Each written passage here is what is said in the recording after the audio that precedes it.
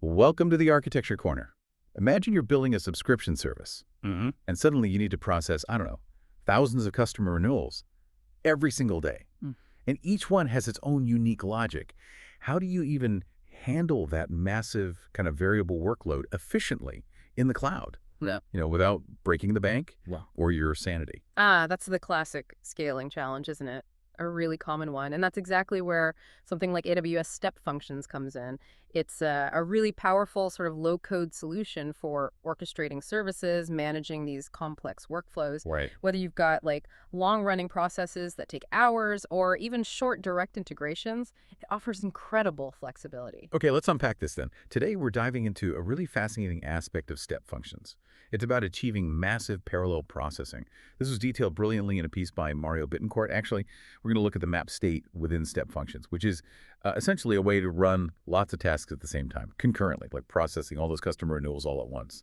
Exactly. The map state is powerful for many things, but the standard version, it hits a couple of pretty significant roadblocks when you really start scaling things up. Roadblocks. Okay, tell me about those. What kind of limits are we talking about here? Well, first off, there's a payload size limit. It's 256 kilobytes for both inputs and outputs. 256K, that sounds small. It is, relatively speaking. Think of it like this. It's fine for a few customer details, but if you've got thousands, you could hit that limit with, say, just 7,000 customer records, maybe even fewer depending on the data. Okay, so the amount of data is one hurdle. Mm-hmm. What about the number of things it can do at the same time, the concurrency? That's the other big one, yeah. A standard map state can only run a maximum of 40 iterations concurrently, just 40. 40. So if you have, what was the example? 50,000 accounts. Right. 50,000 accounts, and maybe each renewal step takes, let's say, 5 seconds, with only 40 running at once. Well, do the math.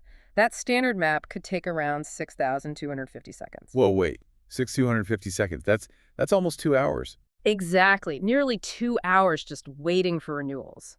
Now, people did find workarounds like nesting maps inside maps, but honestly, that adds a whole lot of complexity. It gets messy fast. I remember years ago, before these features, trying to manually batch jobs for something similar. It was just a nightmare. Okay, so standard map state hits these walls. Payload size, only 40 concurrent runs. Yeah. How do we, break through that? This is where the clever engineering comes in, right? Absolutely. This is where distributed maps step up. They are pretty much the elegant solution to exactly the scaling problems we just talked about. Distributed maps. Okay, so how do they tackle that payload limit, the 256K thing? Well, what's really cool here is that distributed maps let you just bypass that limit completely. Instead of trying to stuff all the data into the workflow's payload, you can just point it to S3 buckets, AWS's big cloud storage. Ah, Or you can even have it read directly from large CSV files or JSON files you stored in S3. It basically feeds each line or each object to a separate iteration. So your input size becomes, well, virtually unlimited. wow, okay, that solves the data size problem. But what about the concurrency, the speed? That's the real game changer, isn't it? Instead of just 40, Yeah, you can now run up to 10,000 iterations concurrently. 10,000. Seriously, from 40 to 10,000. 10,000. I mean, imagine going from a team of 40 people working on tasks to a team of 10,000. It's just a monumental leap in parallel processing power. That's incredible. Right. So that 50,000 account process, the one that took almost 2 hours before. Yeah, with a distributed map. Right. Running 10,000 concurrently. That process, the same one, now finishes in about 25 seconds. 25 seconds. Yeah. Down from nearly 2 hours. 25 seconds. It's not just a speed up, it's a totally different way of thinking about these big jobs. A paradigm shift, really, in how you approach large-scale automation. That is genuinely transformative. Wow. And I think I read there were other benefits too. Something about the event history limit. Oh yeah, that's a nice bonus. The standard workflow history limit is 25,000 events, which can be an issue for very long or complex processes.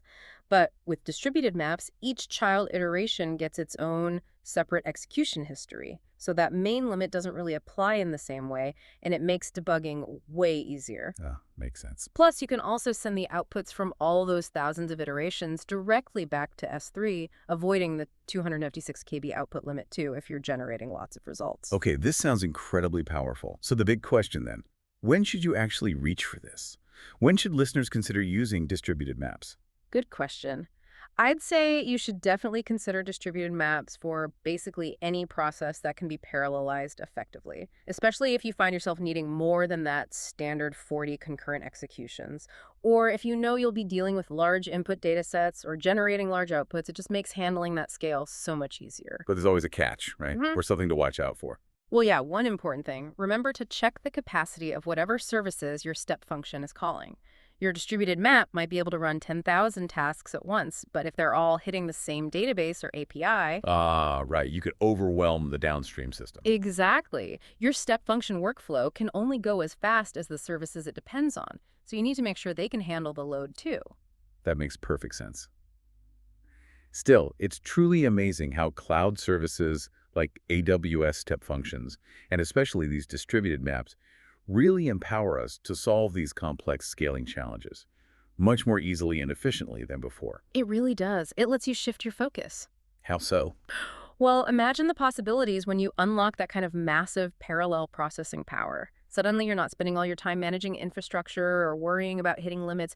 You're thinking about innovation, about building solutions that maybe just weren't feasible before. So maybe ask yourself, what problems could you solve if execution time wasn't the main bottleneck anymore? That's a great thought to end on. Really makes you think. For more information on today's topic, definitely make sure to check the description below this recording. And remember to subscribe for free to the Architecture Corner newsletter over at architecturecorner.substack.com. Until next time.